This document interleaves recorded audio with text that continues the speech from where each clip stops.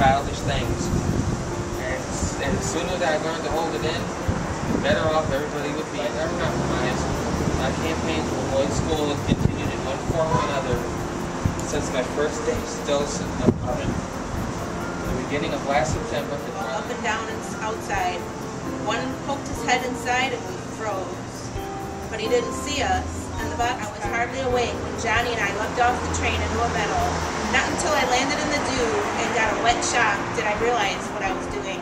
Johnny must have woken me up and told me to get off that train. I'm sorry, why didn't you wake me up? Of course. But everyone in the place turned around to look at us, and Johnny and I nearly crawled under the pews. And then Tony left. Jerry hasn't got the slightest notion where you're at, and it's nearly killing him. Blackened and changed. With a brass nozzle in his fists, with this great python spitting its venomous kerosene on driven men by fire.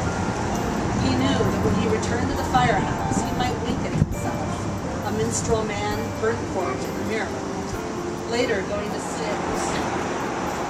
He walked out of the fire up at night, when you wakened to see the time and see the clock telling you the hour and the minute and the second, with a white silence. She was like the eager watcher of a marionette show, anticipating each flicker of an eyelid, each gesture of his hand, each flick of a finger, the moment before it began. About real witches. The most important thing you should know about real witches is this: to get rid of the children in her particular territory. Her passion is to do plotting schemes and churning. We were equally fluent in both languages. I had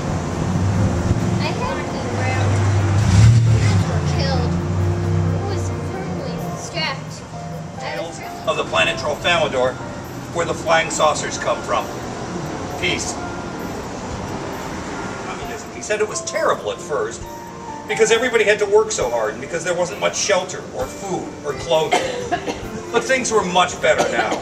He had a pleasant little time.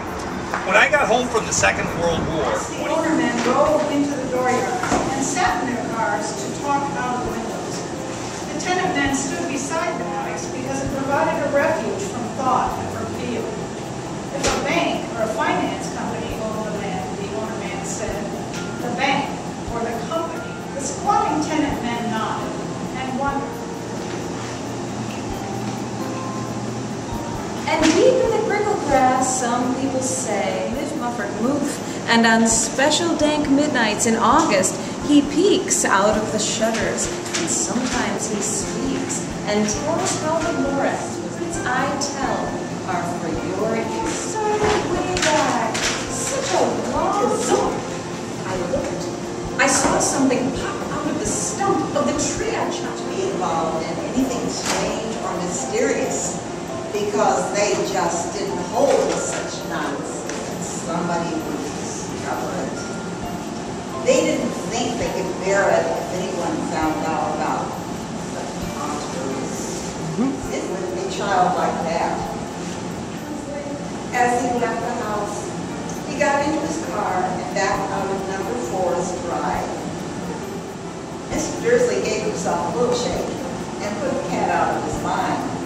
As he drove toward town, he saw nothing except a large order of grills. Got a couple that were yellow lantern owls lit overhead.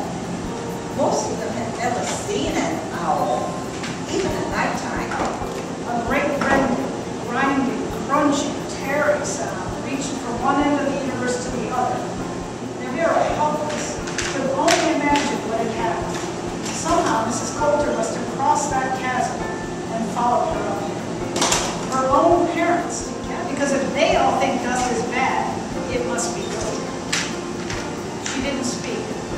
I'll get to it before he does. And the enormousness of the task silenced her. Lyra looked up at the blazing sky. She was aware. During the night, the nameplate of each of the new 12 had been removed by the maintenance crew and replaced with the style. It's Jonas now, the new